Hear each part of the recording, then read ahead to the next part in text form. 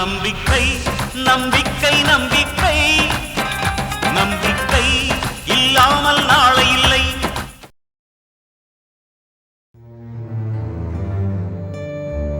நீ சொல்றது எனக்கு புரியுது அருணா. நீ கேக்குற பணம் எனக்கு பெரிய விஷயமே இல்ல. ஆனா யோசிக்கவே வேண்டாம் மம்மி. நீங்க 3 லட்சம் ரூபாய் பணம் கொடுத்தீங்கன்னா அவர் அந்த மெக்கானிக் ஷெட்டை சொந்தமா வாங்கிடுவாரு. அது மட்டும் இல்ல, நம்ம மூலமா அவருக்கு பணம் கிடைச்சா அவர் அப்பா மேல இருக்கிற பாசம் படிப்படியா குறைய வாய்ப்பு இருக்கு. எனக்கு ஒரு நல்ல ஐடியா தோணுது. உங்க மாமனார் கிட்ட கொஞ்சம் பணம் இருக்கு. அந்த பணம் அந்த ஆள் கிட்ட இருக்கிற வரைக்கும் கொஞ்சம் திமிராதான் நடந்துக்குவா. அவங்கிட்ட இருந்து அந்த பணத்தை பறிச்சுட்டா எப்படி மம்மி? உன் புருஷனுக்கு 3 லட்சம் ரூபாய் தேவை. இப்ப அந்த பணம் ராமையா கிட்ட இருக்கு. தான் பிள்ளைக்கு 3 லட்சம் ரூபாய் தேவைன்னு ராமையாவுக்கு தெரிஞ்சா உடனே அந்த பணத்தை எடுத்து பிரேம் கிட்ட கொடுத்துடுவாரு. அதனால நமக்கு என்ன மம்மி லாபம்? அப்படி ராமையா பணத்தை கொடுத்து அவரும் வாங்கிட்டாருன்னு வச்சுக்கோங்க, அப்போ ராமையா மேல தானே இன்னும் பாசம் அதிகமாகும். ஏற்கனவே அவங்க அப்பாவை தலைமையில தூக்கி வச்சு ஆடிட்டு இருக்காரு. மாப்பிள்ள ஆடட்டுண்டி. முதல்ல ராமையாவோட ஆட்டத்தை நிறுத்தணும். அதுக்கு ஒரே வழி அந்த ஆள்கிட்ட இருக்கிற பணத்தை பறிக்கிறது தான். அந்த பணம் ஒண்ணும் ராமையோடது இல்ல. உன் காதல பிரிக்கிறதுக்காக ராமையா என்கிட்ட கை நீட்டி வாங்கின பிச்சை தானே அது. கொடுக்கட்டும். பொண்ணோட கல்யாணத்தை தான் 5 பைசா கூட செலவில்லாம நடத்திட்டாரே. உங்க அண்ணன் மாதிரி ஒரு ஏமாளி இருக்கும்போது ராமையாவுக்கு என்ன செலவு இருக்கு? அதனால அந்த பணத்தை வாங்குற வழிய பாரு. அப்புறம் ராமையாவோட ஆட்டம் ஆட்டோமேட்டிக்கா அடங்கும். நீங்க சொல்றது நடக்குமா மம்மி? நிச்சயமா நடக்கும். இந்த உலகத்துல சொந்தம் பந்தம் எல்லாத்தையும் விட காசு தாண்டி பெருசு. ராமையா 5 பைசா கூட இல்லாம நிக்கணும். 2 ரூபாய்க்கு வெத்தலை வாங்கணும்னா கூட உன் கை தாண்டி எதிர்பார்க்கணும். அப்பதான் உன் கை ஏறும், உனக்கு மரியாதை கிடைக்கும். நீ போய் எப்படியாவது ராமையா கிட்ட இருக்கிற பணத்தை வாங்குற வழிய பாரு. ஓகே மம்மி, நீங்க சொன்ன பிளான் மாதிரியே நான் செய்யறேன். வரேன்.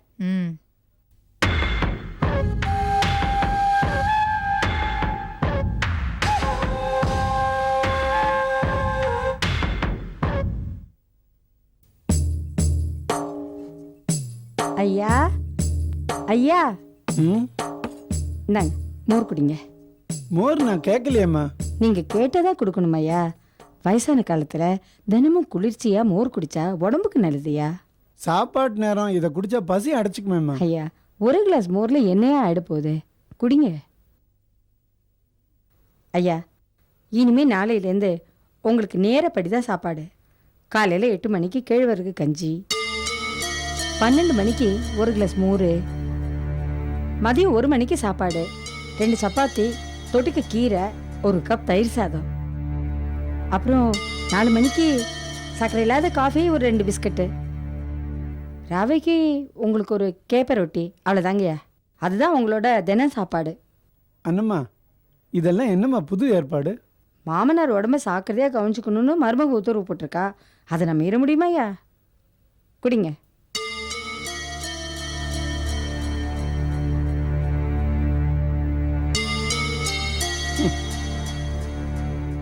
திடீர்னு என்ன விருந்தோம்பலோ தெரியலையே.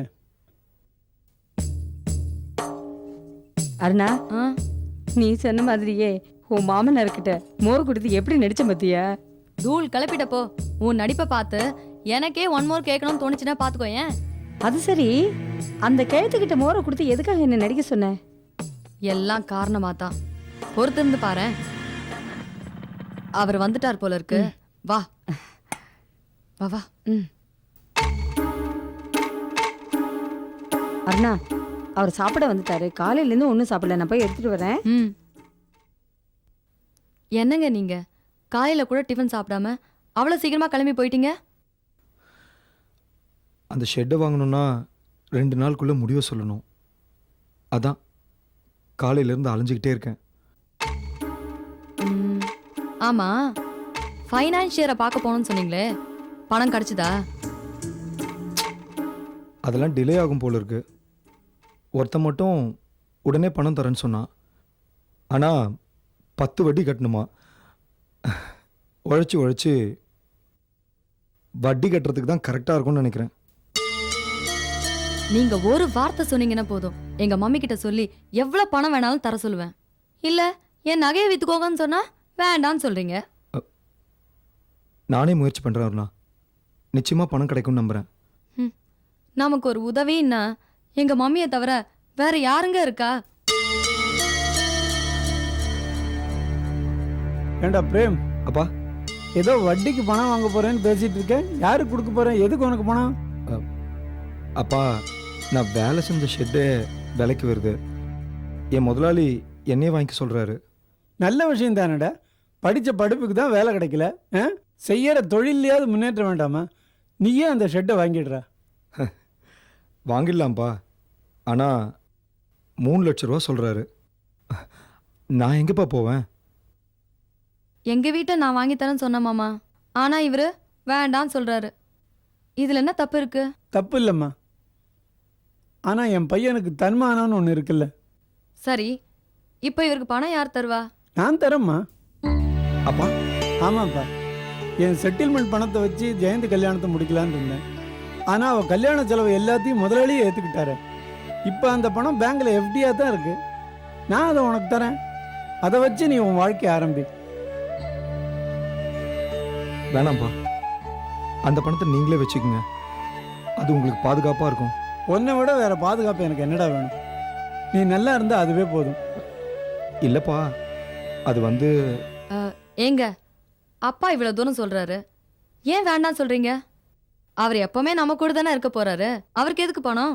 ஆமாப்பா, நான் என்ன யாரும் இல்லாத அனாதையா பணத்தை பத்திரமா வச்சுக்கிறதுக்கு? நீங்களும் என் கூட இருக்கிறப்போ எனக்கு எதுக்குப்பா பணம்? சரிப்பா, உங்கள் இஷ்டப்படியே செய்யுங்க. எஃப்டியை ப்ரீமெச்சூர் பண்ணி தான் பணத்தை எடுக்கணும். பரவாயில்ல, நல்ல காரியம். ட்ரா பண்ணி தரேன்.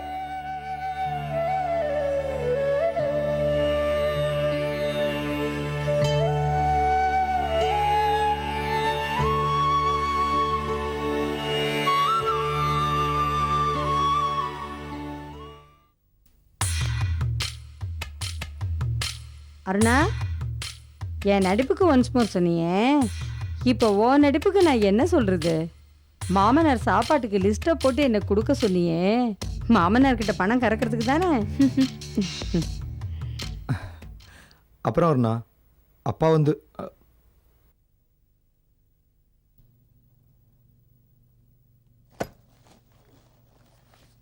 இந்தா.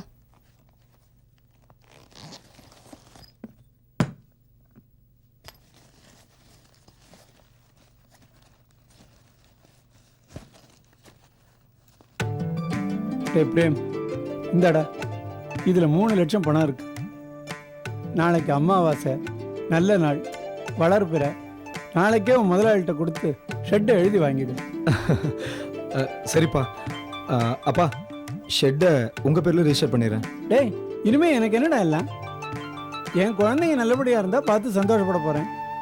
உன் பேர்லையோ அருணா பேர்லையோ வாங்கிக்கோ. அப்பா, தேங்க்ஸ்ப்பா. டேய் சி, இது என் கடமைடா. போ.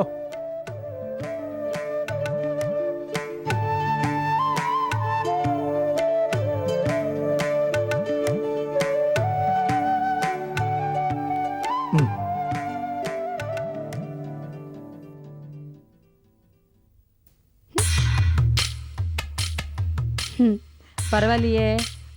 ஒரு கிளாஸ் மோரை கொடுத்து உன் மாமனார்கிட்டேருந்து 3 லட்சத்தை கறந்துட்டியே, கேட்டிக்காரிதா? அதான் அருணா. மீன் குஞ்சுக்கு நீந்த கற்றுக் கொடுக்கணுமா என்ன? உங்க அம்மா குணம் அப்படியே உரிச்சு வச்சிருக்கு. ராசாத்தி.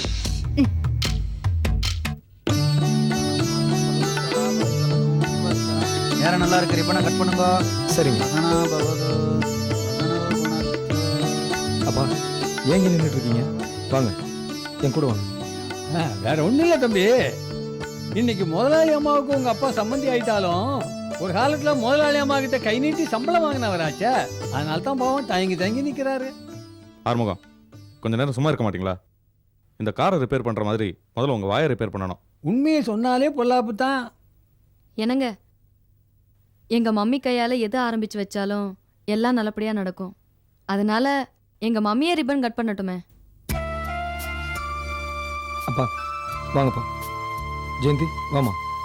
ஒரு நிமிஷம் மாப்பிள்ளை, பிள்ளைங்களோட வளர்ச்சியில அம்மா அப்பாவுக்கு தான் அதிக அக்கறை இருக்கும். அது மட்டும் இல்ல, பெத்தவங்க ஆசீர்வதிச்சாதான் எந்த பிள்ளையும் பெரிய ஆளா வர முடியும். உங்க அப்பா ராமையா உழைப்பால முன்னுக்கு வந்தவரு. அவர் கையால இந்த ஷெட்டை திறந்தாதான் சிறப்பா இருக்கும். ஆமா, நான் என்ன நினைச்சேனோ அதை நீ சொல்லிட்ட. ராமையா, மாமா வாங்க வந்து ரிப்பன் கட் பண்ணுங்க. மாப்பிள்ள, அம்மா இருக்கும்போது நான் எப்படி? ராமையா, இது உங்க நிகழ்ச்சி. இங்க நீங்க தான் ஹீரோ. மாப்பிள்ளையும் என் பொண்ணு நல்லா இருக்கணும்னு வாழ்த்தி ரிப்பனை கட் பண்ணுங்க. அப்பா, அத்தையே இவ்வளோ சொல்லும்போது நீங்கள் ஏன்பா தயங்குறீங்க? இந்தாங்க.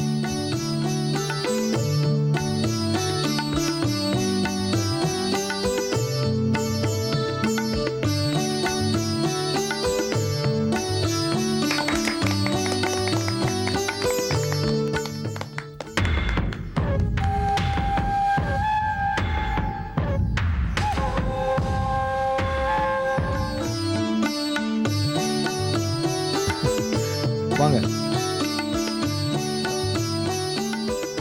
ஜெயந்தி, உன் கையால் விளக்கேத்துமா? அண்ணா, அண்ணியே ஏத்துட்டோம், நீங்க ஏத்துங்க அண்ணி. இல்ல நீங்களே விளக்கேத்துங்க. அப்பதான் இவர் சந்தோஷப்படுவாரு. வாமா. ம்.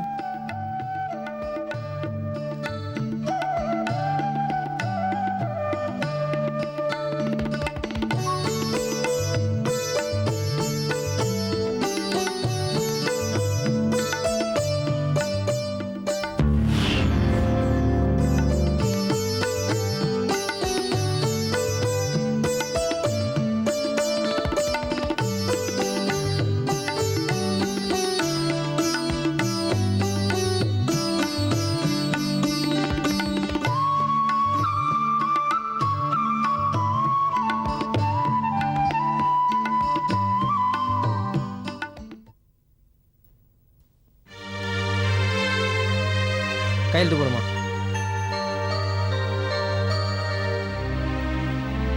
வரேன் சார். ம்.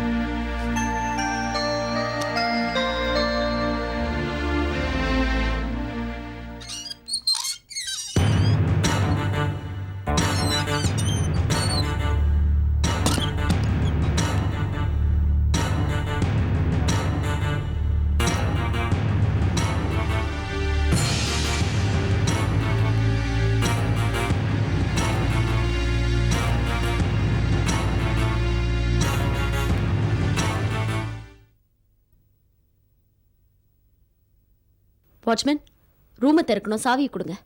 சாவி கொடுக்க வேணாம்னு சொல்லியிருக்காங்க. நீங்கள் போய் பெரிய டாக்டரை பாருங்கள் மேடம்.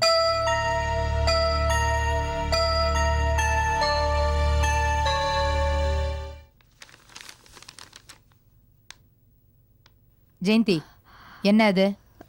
அவருக்கு காஃபி கொண்டு போறேன். என் பிள்ளைக்கு என்ன கொடுக்கணும், எப்பப்ப கொடுக்கணும்னு எனக்கு நல்லா தெரியும். நீ ஒண்ணு கொடுக்க வேண்டாம், நானே கொடுக்கறேன். கொடு.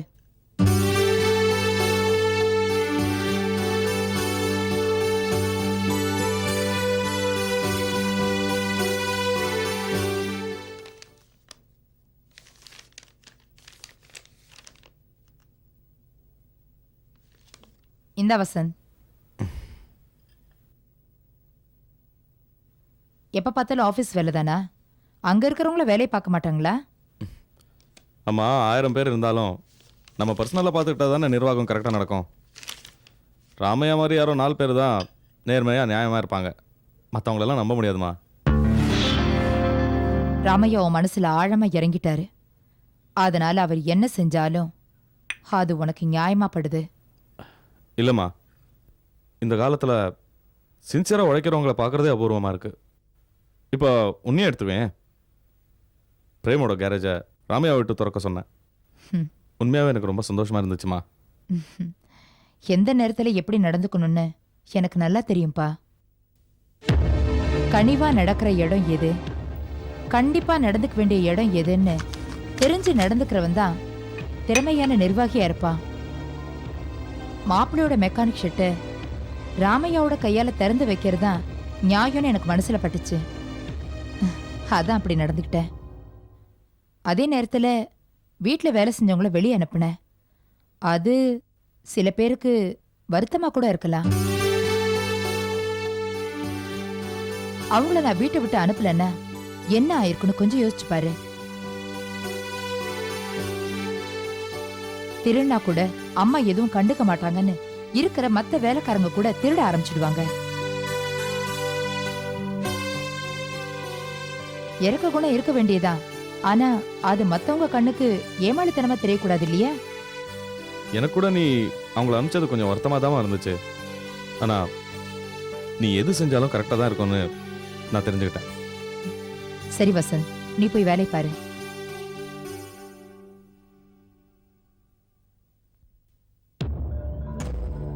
என்ன ஜெயந்தி, உங்க அண்ணனோட மெக்கானிக் ஷெட்டை உங்க அப்பாவை விட்டு ஏன் திறக்க சொன்னேன்னு இப்ப புரிஞ்சுக்கிட்டியா? உங்க அப்பா ரிப்பனை தான் வெட்டினாரு. ஆனா நான் உங்க அப்பாவுக்கும் உங்க அண்ணனுக்கும் இருக்கிற உறவையே வெட்ட போறேன். ம்.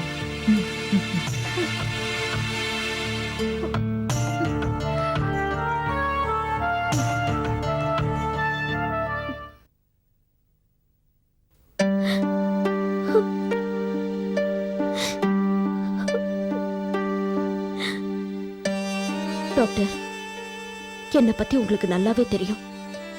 லட்ச லட்சமா விலை போகக்கூடிய கிட்னியையே ஒரு பைசா கூட வாங்காம டொனேட் பண்ணவனா. அதுவும் எவ்வளவு லட்சம் வேணும்னாலும் கொடுக்க தயாரா இருந்த ஒரு பணக்காரருக்கு. அப்படிப்பட்டவ கேவலம் பணத்துக்காக என் உடம்ப விப்பேனா டாக்டர்? நீங்களே சொல்லுங்க. எனக்கு எதிரா என்னை சுத்தி ஒரு சதிவலை பின்னப்பட்டிருக்க. கூடிய சீக்கிரம் இதுல இருந்து நான் வெளியில வந்துருவேன். என்னை அவமானப்படுத்தணும்னு எல்லாருமா பிளான் பண்ணி எனக்கு எதிரா ஒரு நாடகத்தை நடத்துறாங்க. இதை நீங்க கூட புரிஞ்சுக்கலனா எப்படி டாக்டர்? எனக்கு எல்லாமே புரியுது நந்தினி. நம்ம ஹாஸ்பிட்டல் ஒரு பிரைவேட் லிமிடெட் கம்பெனின்னு உனக்கு நல்லாவே தெரியும். ஒரு கேவலமான கேஸ்ல 15 நாள் ஜெயிலுக்கு போயிட்டு வந்த உன்னை தொடர்ந்து இங்க வேலைக்கு வச்சுக்கிறதுல நம்ம போர்ட் ஆஃப் டைரக்டர்ஸ் யாருமே விரும்பல. அதனால என்னால எதுவுமே செய்ய முடியல. Please you don't mistake me. It's okay doctor, நான் உங்களை தப்பா நினைக்கல. ஏற்கனவே வாழ்க்கையை தொலைச்சிட்டு நிக்கிறேன். இதுல வேலையும் போயிடுச்சுன்னு நினைக்கும் போதுதான் என்னால தாங்க முடியல.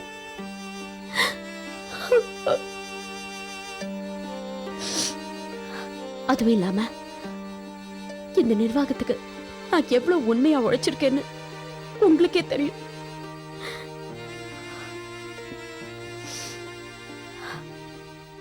பரவாயில்ல டாக்டர், நான் ஒரு அனாதை தானே.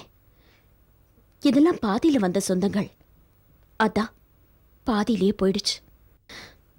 ஆனா இதுக்கெல்லாம் பயந்து நான் சாக மாட்டேன். ஜீரோல இருந்து மறுபடியும் என் வாழ்க்கையை ஆரம்பிப்பேன்.